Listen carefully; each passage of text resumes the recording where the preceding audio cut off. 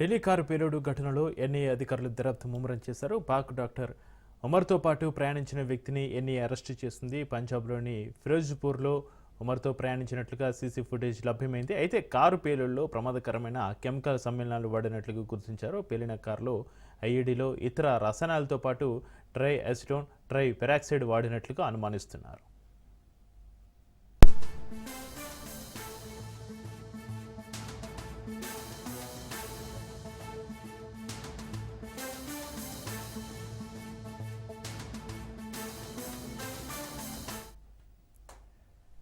Delhi car పేలుడు ఘటనలో NIA అధికారులు దర్యాప్తు ముమ్మరం చేశారు. పాక్ డాక్టర్ ఉమర్తో పాటు ప్రయాణించిన వ్యక్తిని ఎన్ఐఏ అరెస్టు చేసింది. పంజాబ్లోని ఫిరోజ్పూర్లో ఉమర్తో ప్రయాణించినట్లుగా సీసీ ఫుటేజ్ లభ్యమైంది. అయితే కారు పేలుడులో ప్రమాదకరమైన కెమికల్ సమ్మేళనాలు వాడినట్లుగా గుర్తించారు. పేలిన కారులో ఐఈడీలో ఇతర రసాయనాలతో పాటు ట్రై అసిటోన్, ట్రై పెరాక్సైడ్ వాడినట్లుగా అనుమానిస్తున్నారు.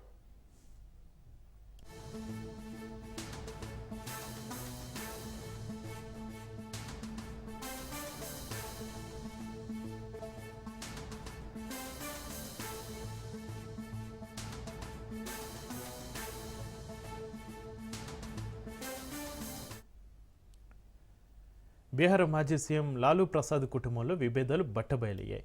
లాలూ కుమార్తె రోహిణి ఆచార్య సంచలన వ్యాఖ్యలు చేశారు. సోదరుడు తేజస్విపై తీవ్ర ఆరోపణలు చేశారు. ఆమె తేజస్వి యాదవ్ తనను ఇంటి నుంచి వెళ్లగొట్టారన్నారు. చెప్పులతోటి కొట్టేందుకు కూడా ప్రయత్నించారని సంచలన ఆరోపణలు చేశారు. ఓ కుమార్తెగా, సోదరిగా, తల్లిగా అవమానం ఎదుర్కొన్నానన్నారు.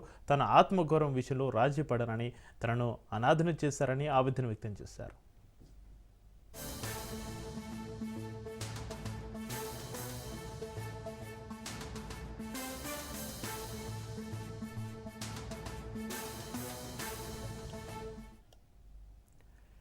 బీహార్ మాజీ సీఎం లాలూ ప్రసాద్ కుటుంబంలో విభేదాలు బట్టబయలయ్యాయి. లాలూ కుమార్తె రోహిణి ఆచార్య సంచలన వ్యాఖ్యలు చేశారు. సోదరుడు తేజస్విపై తీవ్ర ఆరోపణలు చేశారు. ఆమె తేజస్వి యాదవ్ తనను ఇంటి నుంచి వెళ్లగొట్టారన్నారు. చెప్పులతో కొట్టేందుకు కూడా ప్రయత్నించారని సంచలన ఆరోపణలు చేశారు. ఓ కుమార్తెగా, సోదరిగా, తల్లిగా అవమానం ఎదుర్కొన్నానన్నారు. తన ఆత్మగౌరవం విషయంలో రాజీ పడనని, తనను అనాథను చేశారని ఆవేదన వ్యక్తం చేశారు.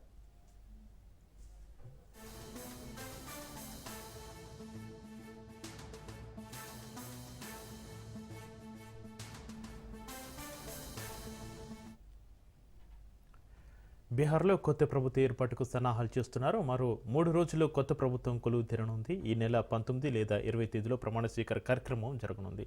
బీహార్ సీఎంగా నితీష్ కుమార్ మరోసారి ప్రమాణ స్వీకారం చేయనున్నారు. ఇందుకు పాట్నాలోని గాంధీ మైదానంలో ప్రమాణ స్వీకారానికి సన్నాహాలు చేస్తున్నారు. రేపు కేబినెట్ భేటీ నిర్వహించనున్నారు. 17వ శాసనసభ రద్దు తీర్మానం కేబినెట్ ఆమోదించనుంది. రేపు గవర్నర్కు రాజీనామా అందించనున్నారు. నితీష్ కుమార్ రాజీనామా తర్వాత ఎన్డీఏ భాగస్వామ్య పక్షాల శాసనసభ పక్ష సమావేశాలు జరిపి ఎన్డీఏ నాయకుడిని ఎన్నుకోనున్నారు. ఎమ్మెల్యేలు ప్రభుత్వ ఏర్పాటుకు గవర్నర్ అనుమతిని కోరనుంది NDA.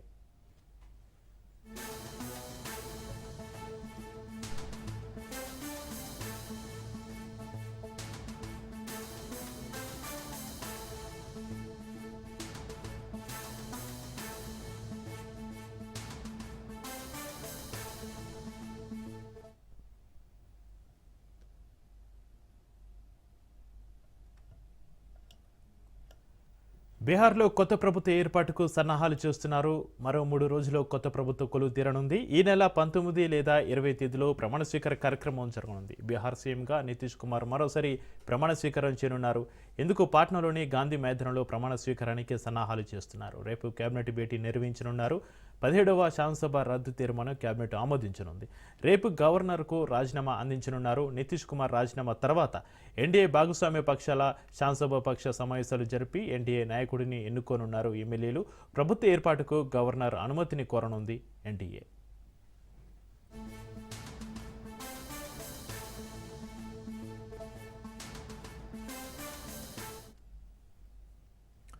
Deputy CM Pawan Kalyan విమర్శించే అర్హత లేదంటూ ఎంపీ వైఎస్ అవినాష్ రెడ్డిపైన టీడీపీ ఇన్ఛార్జి బీటెక్ రవి మండిపడ్డారు. కడప జిల్లా సింహాద్రిపురం మండలంలోని అంకాలమ్మ గూడూరు గ్రామంలో రైతులను పరామర్శించారు. శనగ విత్తనాలు, ఎరువులు సబ్సిడీపై ఇస్తానని మోసం చేసిన horticulture village assistant Praveen Kumar Reddy వ్యవహారంపైన రైతులతోటి ఆరా తీశారు.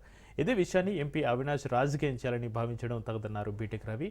అదే సందర్భంలో పెద్దిరెడ్డి అక్రమాలపై హెలికాప్టర్ ద్వారా వివరాలను సేకరించిన డిప్యూటీ సీఎం పవన్ కళ్యాణ్ విమర్శించడం అవినాష్కి తగదన్నారు బీటెక్ రవి. వైసీపీ హయాంలో వైసీ బంధువులంతా భూములను ఆక్రమించారని ఆరోపించారు. 5 అలాగే కటికిరెడ్డి జస్వంత్ కుమార్ రెడ్డి 5 బస్తాలకు, కటికిరెడ్డి ప్రభావతి 5 బస్తాలకు, కటికిరెడ్డి శివలక్ష్మ మీకు కట్టే సేపిస్తా వీళ్ళ భూములలో.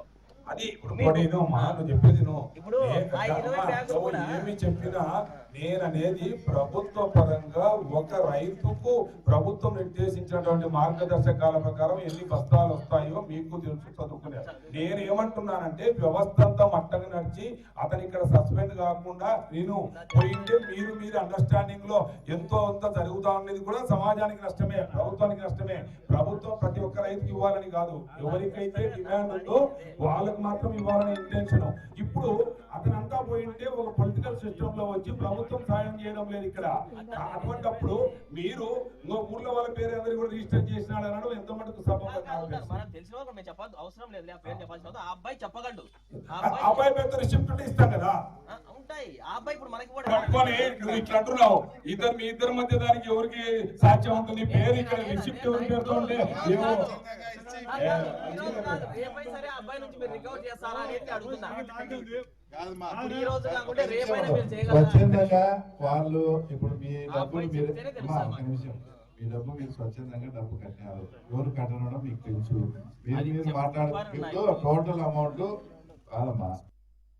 ముఖ్యంగా గత 10-15 రోజుల కిందట సింహాద్రిపురం మండలం అంకారమ్మగూడూరులో ఒక అగ్రికల్చర్ డిపార్ట్మెంట్ లో పనిచేసే ఒక వ్యక్తి ఇక్కడ రైతులు వచ్చేసి డబ్బులు దాదాపు 21 లక్ష, అంటే ఒక 6 లక్షలు పెన్షన్ అమౌంట్, ఒక 15 లక్షలు వచ్చేసి శనగలకు విత్తనాలకు సంబంధించింది, అలాగే ఎరువులకు సంబంధించిన డబ్బులు అతను మిస్ మేనేజ్ చేసి తర్వాత మా దృష్టికి వచ్చినప్పుడు ఇది కలెక్టర్ గారి దృష్టికి అలాగే ఎస్పీ గారి దృష్టికి పోతే అతని మీద క్రిమినల్ కేసులు పెట్టి అతన్ని అరెస్ట్ చేయడం. తీరా చూస్తే అతను గత 1.5 సంవత్సరం నుంచి అనేకమైనటువంటి బెట్టింగ్ యాప్స్ లో అతను ఆడి దాదాపు ఇలాగే 1.5 కోటి నుంచి 2 కోట్ల రూపాయలు అంతా పోగొట్టుకోవడం జరిగింది. అదే మా సింహాద్రిపురం గాని పులివెందుల పోలీసులు ఆ బెట్టింగ్ యాప్స్ ఎక్కడున్నాయో వాళ్ళ అడ్రస్లు పట్టుకొని పోతే అవి బాంబే నుంచి తర్వాత దుబాయ్ లో ఉన్నట్టు కూడా తేలింది. కాబట్టి ఇక్కడ రైతుల పరిస్థితి, అతనికి డబ్బులు కట్టి ఏది ఏమైనా అతను ఒక గవర్నమెంట్ ఎంప్లాయీ కాబట్టి గవర్నమెంట్ ఎంప్లాయీ చేసినది కూడా ప్రజలకు చాలా ఇబ్బందికరమైనది ఉంది కాబట్టి తర్వాత అతని నుంచి ఏదైనా రికవరీ అయితే రెవెన్యూ రికవరీ యాక్ట్ ప్రకారం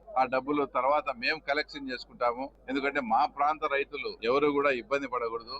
తర్వాత మిగతా 15 లక్షలు కూడా మేము మా వాళ్ళందరితో మాట్లాడి 15 లక్షలు తర్వాత ఈ రోజు ఎండిఓ గారి అకౌంట్ లో వేసి రైతులకంతా ముందు తక్షణం సర్దుబాటు చేయమంటున్నాం. ఎందుకంటే ప్రొసీజర్ ప్రకారం రెవెన్యూ యాక్ట్ ప్రకారం రికవర్ అయ్యేటప్పటికి దాదాపు 6 నెలలు పట్టొచ్చు, సంవత్సరం పట్టొచ్చు. ఈ సంవత్సర కాలము ఇంత జాప్యం కూడా మా రైతులు ఎవరు ఇబ్బంది పడకూడదనే ఒక ఉద్దేశంతో ఈ రోజు మేము కూడా సొంతంగా మా నిధుల నుంచి కూడా మేము డబ్బులు కట్టి మా ప్రాంత రైతాంగాన్ని మేము ఆ తర్వాత ఈ రకంగా వాడుకుంటాం. జర్నలిస్టులు దేశ నిర్మాణంలో ప్రముఖ పాత్ర పోషించాలన్నారు మాజీ ఉపరాష్ట్రపతి వెంకయ్యనాయుడు. ఇంట్లో ఉన్న ఆడవాళ్ళ గురించి మాట్లాడే స్థాయిలో రాజకీయాలు రోజు రోజుకి అధ్వానంగా తయారవుతున్నాయన్నారు వెంకయ్య. బషీర్బాగ్లోని దేశోద్ధరక భవన్లో సీనియర్ జర్నలిస్టు జి కృష్ణ రాసిన 2 గ్రంథాలను ముఖ్య అతిథిగా హాజరై ఆవిష్కరించారు వెంకయ్యనాయుడు. రాజకీయ నాయకులు ఎలా ఉన్నా జర్నలిస్టులు నిబద్ధతతోటి పనిచేయాలని సూచించారు. కొంతమంది జర్నలిస్టులు ఎర్నలిస్టులు అయ్యారని, వారికి సంపాదకీయం సంపాదనగా మారిందని విమర్శించారు. నేను పదవి విరమణ చేశాను కానీ పదవి విరమణ చేయలేదని వ్యంగ్యంగా వ్యాఖ్యానించారు వెంకయ్యనాయుడు.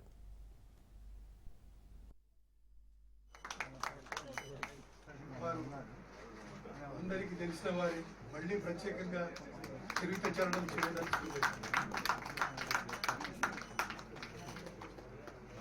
పాత్రికేయ సంఘం కోశాధికారి అయిన శ్రీనివాస్ రెడ్డి పోటీ చేసి కార్యవర్గంలో ఎన్నికయ్యారు.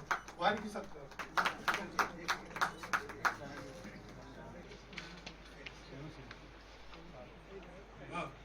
హేమసుందర్యం కప్పుతారు. వెనకటికి గ్రంథం మాత్రం వేద్దామనుకున్నాము. ఇక అప్పుడు అందరు మన చక్రధర్ ఒక రచన స్కూల్ నుంచి వేశారు, రాసినవి. మేము ఈ వెటరన్ జర్నలిస్ట్ నుంచి కూడా నేను చాలా నేర్చుకున్నానని చెప్పడానికి సవినయంగా తెలియజేస్తున్నాను. ఎందుకంటే నేను రాజకీయాల్లోకి వచ్చిన మొదట్లో నాకు తినేటి విశ్రాం గారు ఒక మాట చెప్పారు, నీకు ఖాళీగా ఉన్నప్పుడు ఒకటి గ్రంథాలయానికి వెళ్ళు, ఆ గ్రంథాలయంలో రాజ్యాంగ సభలో జరిగిన చర్చలు, అలాగే పార్లమెంట్లో 52, 57, 62, 67 72 ఈ కాలంలో జరిగిన చర్చలు చదువు, నీకు పరిజ్ఞానం పెరుగుతుంది. తరచుగా మీడియా మిత్రులతో పత్రికా సమావేశాలు కాకుండా మామూలుగా మాట్లాడుతూ ఉండు, అనేక విషయాలు నీకు లోతుగా అర్థమవుతాయని ఆయన చెప్పాడు. నేను విశ్వనాథం గారు ఎప్పటికప్పుడు నేను విశాఖపట్నం చదివాను. చాలా దూకుడుగా ఉండేవాడు నేను మొదట్లో. చాలా దూకుడు అంటే చెప్పడానికి విలువ అంత దూకుడు ఉందని చెప్తుంది అమ్మాయి. వెంకయ్య గారు వచ్చారు, మాట్లాడి వెళ్ళిపోయారని చెప్పారు. చాలా స్పీడ్గా మాట్లాడుతునేవాడిని.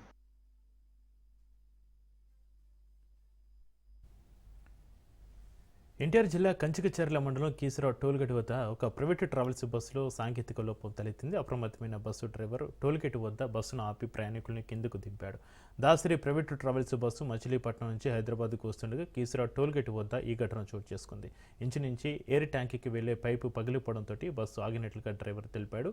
బస్సులో ఉన్న 36 మంది ప్రయాణికుల్ని వేరు బస్సులో వారి గమ్యస్థానానికి చేర్చారు. కొంచెం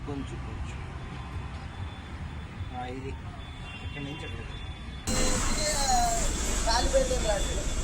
కాలిపోయి బండి రాత్రి నుంచి ఇక్కడ ఇక్కడ కదల్లా మచిలీపట్నం హైదరాబాద్.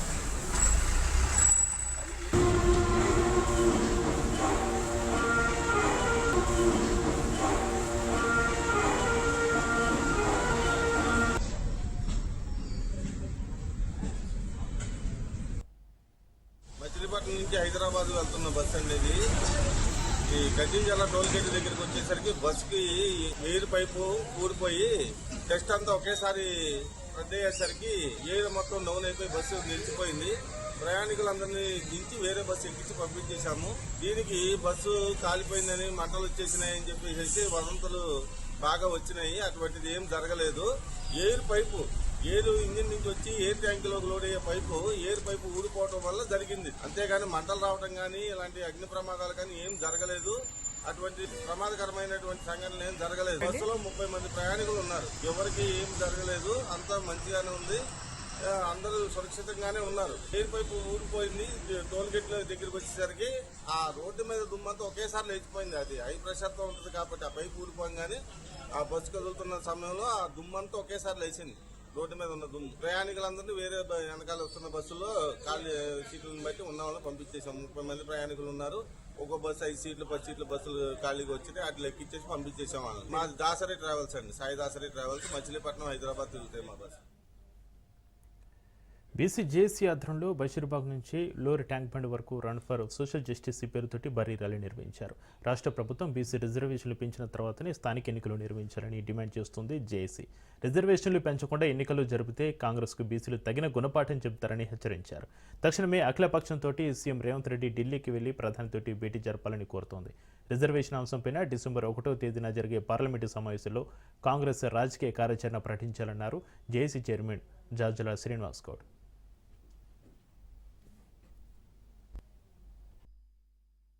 నిధులు లేవు, సర్పంచ్ ఎలక్షన్స్ పెడితే మనకు సెంట్రల్ గవర్నమెంట్ నుంచి నిధులు వస్తాయని చెప్పి ఏదో ఒక సాగు చెప్పి ఎలక్షన్లు పోవాలని చూస్తున్నారు. ఒక పెద్ద మనిషి కూడా చెప్పిండు, ముందు సర్పంచ్లు పెట్టాలి, తర్వాత ఎంపీటీసీలు పెట్టాలి, జెడ్పీసీలు పెట్టాలి, మున్సిపాలిటీ పెట్టాలని అంచెలంచెలుగా. అంటే ఒక జుబ్లీస్ ఎలక్షన్ చూసుకొని ఒక వేవ్ బాగుంది, రాష్ట్రం మొత్తం కూడా పెడితే అయిపోతుందని అనుకుంటున్నారు. అది వేరు ఇది వేరు. నిధులు వచ్చేటి మా అంటే మాక్సిమం 2-3 వేల కోట్లు రావచ్చు సర్పంచ్ ఎలక్షన్స్ పెడితే. కానీ మూసీ రివర్ ప్రాజెక్ట్ లో 1,00,000 కోట్ల ఒక 10,000 కోట్లు తక్కువ చేసుకొని మీ ఎస్టిమేషన్ సరిపోతుంది. ఇంకా చాలా డెవలప్ చేస్తామంటారు కదా, ఎస్టిమేషన్ చేస్తారు కదా, కోట్లు అది లేకున్నా పర్లేదు, మాకు అభివృద్ధి లేకున్నా పర్లేదు. 70 ఏళ్ళు తెలంగాణ ఏం అభివృద్ధి లేకుండా 9 ఉమ్మడి జిల్లాలు మొత్తం కరువు ప్రాంతాలుగా ప్రకటించినా కూడా బతికినాం. ఇవాళ ఇంకా ఏమైనా సరే బతుకుతాం, కానీ ఒక రిజర్వేషన్ మాత్రం ఇది కావాలా ఖచ్చితంగా. దీన్ని సాగు చెప్పి ఇట్లా ఖచ్చితంగా దీన్ని సాగు చెప్పి ఎలక్షన్లు పోతే మాత్రం ఎట్టి పరిస్థితుల్లో తెలంగాణ అగ్నిగుండం అవుతుంది. దీన్ని బాధ్యులు దోషులుగా ఖచ్చితంగా నిలబెడతాం. బీజేపీ పార్టీ ఒక మంత్రిత్వ శాఖ ఇస్తలేదు, బీసీ మంత్రిత్వ శాఖ లేదు, దిక్కు దివాన్ లేదు. వాళ్ళంటే మళ్ళీ చేస్తామని చెప్తారు. మీకు చిత్తశుద్ధి నిరూపించుకోవాలంటే ఇది సరైన సమయం. మీరు బిల్లు పాస్ చేయండి, వీళ్ళు అక్కడ కొట్లాడండి. ఆఫ్టర్ 42% చట్ట సవరణ చేసిన తర్వాతనే ఏ ఎలక్షన్ అయినా తెలంగాణ పోవాలి. ఇది కంటిన్యూస్ గా చేయాలి. ఉద్దేశం ఏమిటంటే కేంద్రంలో 9th షెడ్యూల్ లో పెట్టాలి.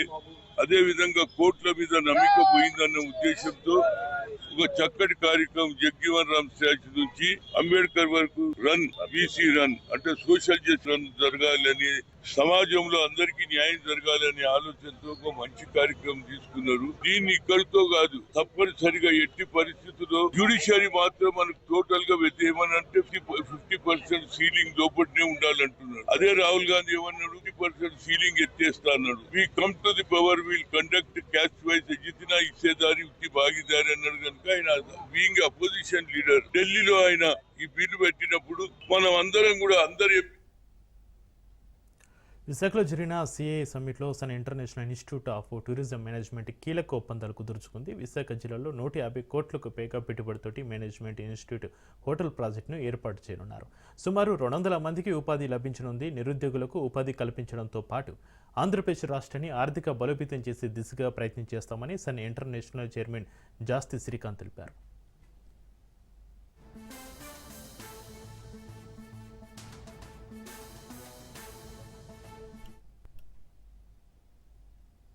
జయశంకర్ భూపాలపల్లి జిల్లా ప్రసిద్ధ పుణ్యక్షేత్రం కాళేశ్వరంలో భక్తుల రద్దీ నెలకొంది. మహారాష్ట్ర, ఛత్తీస్గఢ్ రాష్ట్రాల నుంచి భక్తులు కాళేశ్వరం చేరుకుని త్రివేణి సంగమం గోదావరి నదిలో పుణ్యస్నానాలు ఆచరించి ప్రత్యేక పూజలు నిర్వహించారు.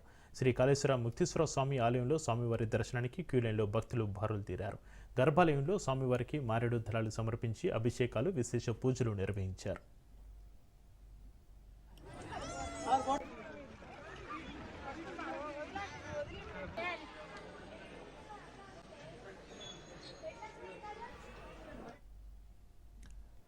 తూర్పుగోదావరి జిల్లాలోని ఎడతవోలు మున్సిపాలిటీకి వజ్రోత్సవ వేడుకలు ఘనంగా జరుగుతున్నాయి. పట్టణ మున్సిపాలిటీ ఏర్పడి 60 ఏళ్లు పూర్తి కావడంతో వజ్రోత్సవ వేడుకలో భాగంగా ఫైకే రన్ అండ్ వాక్ను పురపాలక సంఘ ఆధ్వర్యంలో నిర్వహించారు. ఫైకే రన్ అండ్ వాక్లో పాల్గొన్న మంత్రి కందుల దుర్గేష్ జెండా ఊపి ప్రారంభించారు. శాంతి కపోతాలను ఎగరవేసి ప్రజలు, విద్యార్థులతో కలిసి స్టెప్పులతోటి సందడి చేశారు మంత్రి దుర్గేష్. ఈ రన్లో వివిధ స్వచ్ఛంద సంస్థలు, అఖిలపక్షాల నేతలు, కార్యకర్తలు, వేలాదిగా విద్యార్థులు వజ్రోత్సవ వేడుకల టీషర్ట్ ధరించి పాల్గొన్నారు.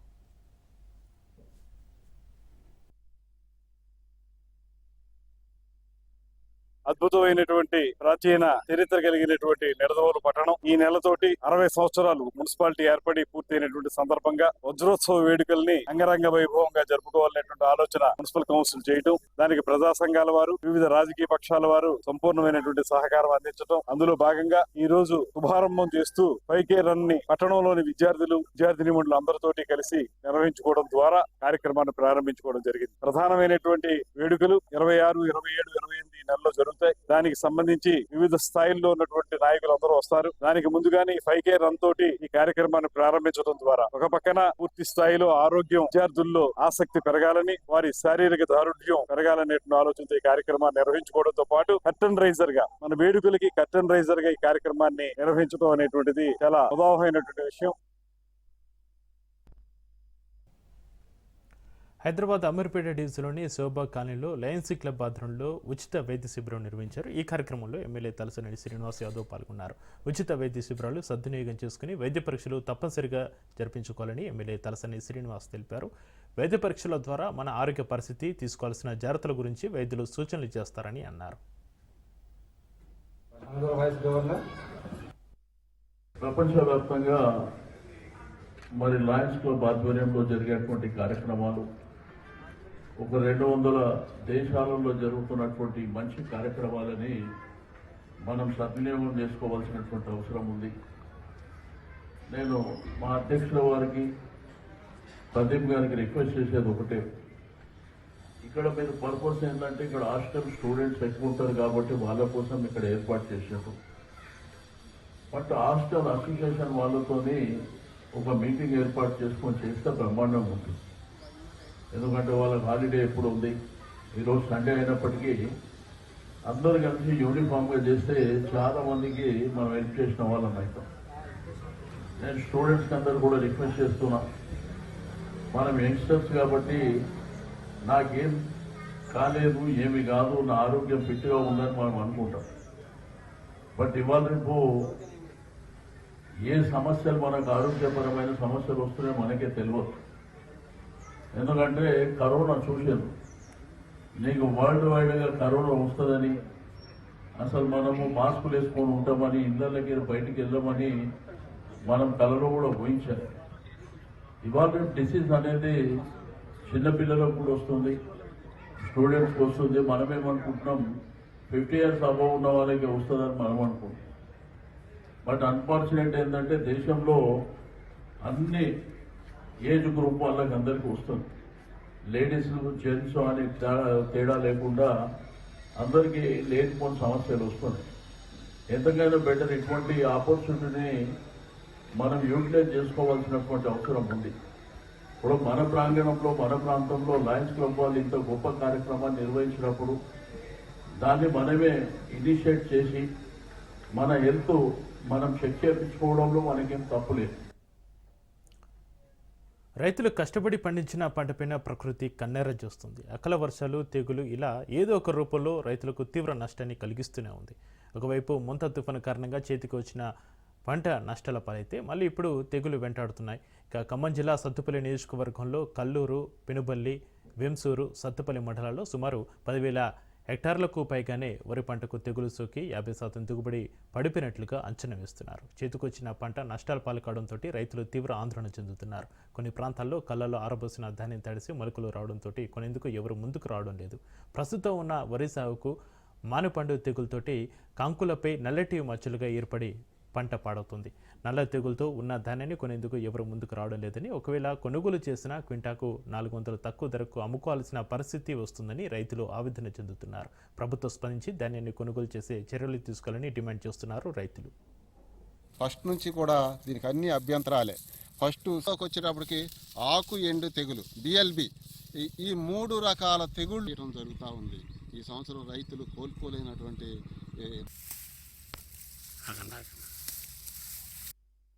నా పేరు సత్యనారాయణ రెడ్డి, వెంసూరు మండలం, ఖమ్మం డిస్టిక్. ఈ సంవత్సరం అధిక వర్షాలు పడటం వల్ల, గాలిలో తేమ శాతం అధికంగా ఉండటం వల్ల తెగుళ్ళు బెడద, పురుగులు బెడద అధికంగా ఉండి 50% దిగుబడులు పడిపోవటానికి కారణాలు అన్నమాట. ఈ సంవత్సరం వాతావరణంలో తేమ శాతం అధికంగా ఉండటం వల్ల ఆకు ఎండు తెగులు మరియు తర్వాత మానుకాయ అంటే మసి తెగులు, కంకినల్లి, వీటితో పాటుగా ప్రధానమైనటువంటిది మనకి బిఎల్బి బ్యాక్టీరియా ఆకు ఎండు తెగులు అన్నమాట. వీటితో పాటు దోమ కూడా, ఇవన్నీ కూడా కలిసి ఒకదాని తర్వాత ఒకటి ప్రయాణించి మా పల్లి నియోజకవర్గం దరిదాపులో మొత్తం అన్ని మండలాలు కూడా వ్యాపించి తీవ్ర స్థాయిలో నష్టపరిచి దిగుబడులు గణనీయంగా పడిపోతా ఉన్నాయి. ఇట్లాంటి పరిస్థితుల్లో శాస్త్రవేత్తలు గవర్నమెంట్ సహకరించి వారికి నిధుల్ని కేటాయించి ఈ వాతావరణ ఒడిదుడుకులను తట్టుకునేటువంటి, ఈ తెగుళ్ళని తట్టుకునేటువంటి వంగడాలని రూపొందించాలని చెప్పేసి శాస్త్రవేత్తలకి తెలియజేస్తా ఉన్నాం. అధికారులకు కూడా తెలియజేస్తా ఉన్నాం, ప్రభుత్వాలకు కూడా తెలియజేస్తా ఉన్నాం. నా పేరు సత్యనారాయణ రెడ్డి. హైదరాబాద్ కార్ఖానా పోలీస్ స్టేషన్ పరిధిలో భారీ దోపిడీ జరిగింది. గన్ రాక్ ఎన్క్లేవ్లో నివసిస్తున్న కెప్టెన్ ఇంట్లో ఈ ఘటన చోటు చేసుకుంది. ఇంట్లో పనిచేసే నేపాల్కు చెందిన వ్యక్తి మరో 4తోటి కలిసి ఈ దోపిడీకి పాల్పడినట్లుగా పోలీసులు ప్రాథమికంగా నిర్ధారించారు. కెప్టెన్ గిరి ఇంట్లో పనిచేస్తున్న నేపాలీ వ్యక్తి పథకం ప్రకారం మరో 4గురిని ఇంట్లోకి తీసుకొచ్చాడు. అనంతరం ముఠా సభ్యులు గిరిపై కర్రలతో దాడి చేసి ఆయన్ను కొట్టేశారు. ఇక ఆ తర్వాత ఇంట్లోని బీరువాను పగలగొట్టి సుమారు 50 లక్షల విలువైన సొత్తును దోచుకెళ్లారు.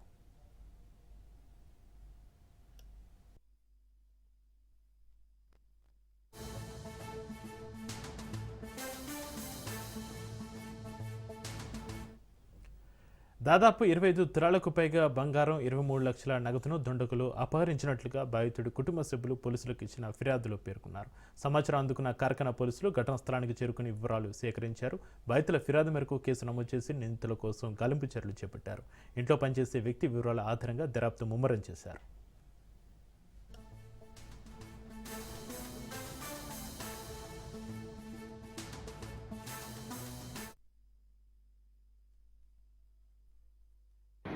వాళ్ళ మదర్ ఇలా చనిపోతే అందరూ కూడా 10 గంటల ఇంటికి పోయినారు. పోయిన తర్వాత నైట్ ఇద్దరు ఒకరు వచ్చేసి ఇంట్లో పడుకున్నాడు. రాత్రి 12-15 ప్రాంతంలో 4 వ్యక్తులు ఇలా రూమ్లోకి వచ్చేసి ఇతని చేతుల్లో కొట్టేసి నోరుకి టేపేసి చేతులు కట్టేసి బలవంతంగా మెల్లో చైన్లు, రింగ్స్, తర్వాత బ్రాస్లెట్ తీసుకున్నారు. ఏదో బలవంతంగా లిక్విడ్ గార్డెన్ ట్రై చేస్తే ఇతను రిసీవ్ చేసినాడు. కొంచెం అన్కాన్షియస్ యాక్షన్ చేస్తే వాళ్ళు వదిలేసి తర్వాత కబోర్డ్లో ఉన్న నీళ్ళ కొంత నగదు 97,000 క్యాష్ చెప్తున్నారు. తర్వాత కొంత గోల్డ్ ఆర్నమెంట్స్ తీసుకొని వెళ్ళిపోయినారు. తర్వాత అడిగిన తగిన తర్వాత వచ్చేసి పక్క వాళ్ళకి హెల్ప్ చేస్తే సెల్ ఫోన్ కూడా కలపలేదు, పక్కన చేసుకున్నారు.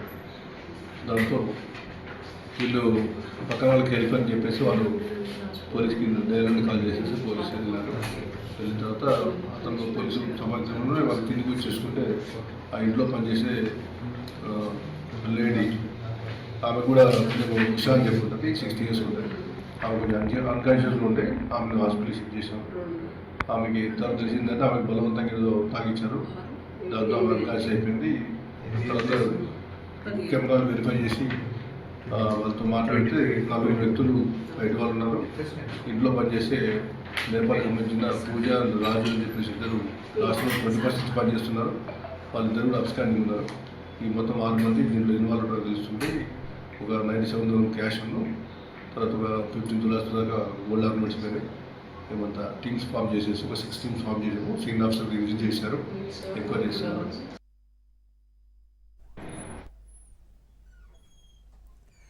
మెక్సికోలో నిరసనలు ఉధృత పరిస్థితులకు దారితీసే ప్రభుత్వానికి వ్యతిరేకంగా జనం రోడ్లపైకి నిరసనలకు దిగారు. ఘర్షణ కారణంగా దాదాపు 100 మందికి పైగా పోలీసులు గాయపడ్డారు. నిరసనకారులు మెక్సికో కార్యనిర్వాహక శాఖకు చెందిన నేషనల్ ప్యాలెస్లోకి దూసుకెళ్లేందుకు ప్రయత్నించడంతో పరిస్థితి ఉధృతంగా మారింది. దీనికి సంబంధించిన వీడియోలు సోషల్ మీడియాలో వైరల్గా మారాయి.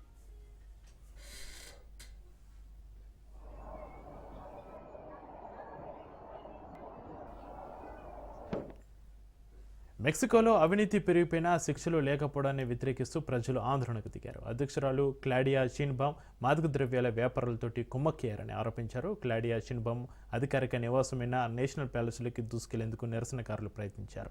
వేల సంఖ్యలో జనసమూహం వీధుల్లోకి వచ్చారు. నిరసనకారులు చాలామంది షీన్బామ్ రాజీనామాకు పిలుపునిచ్చారు. ఈ సందర్భంగా నిరసనకారులకు ప్రతిపక్ష పార్టీల నుంచి బలమైన మద్దతు సైతం లభించింది.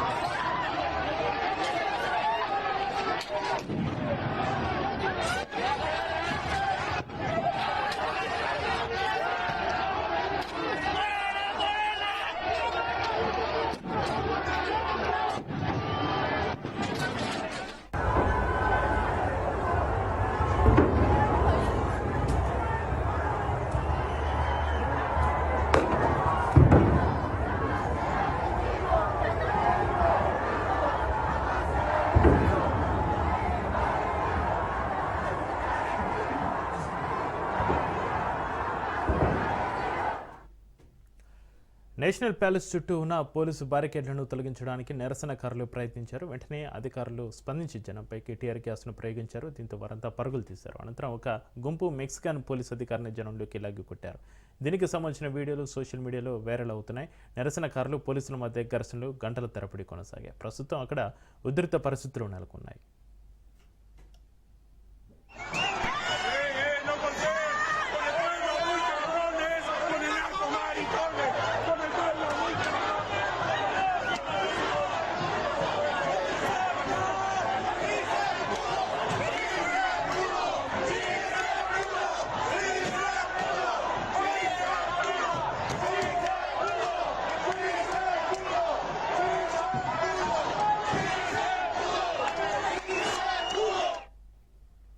నవంబర్ 1న మిచోకాన్లోని ఉరుపాన్ మేయర్ కార్లోస్ మాన్జో హత్య తర్వాత ఉద్యమం పెరిగింది. అతను తన కుటుంబంతో కలిసి డ్యాబ్ ది డెడ్ ఉత్సవానికి హాజరైనప్పుడు గుర్తు తెలియని వ్యక్తులు అతనిపైన 7 సార్లు కాల్పులు జరిపారు. దీంతో అతని మరణం యువతకు ఆగ్రహాన్ని తెప్పించింది.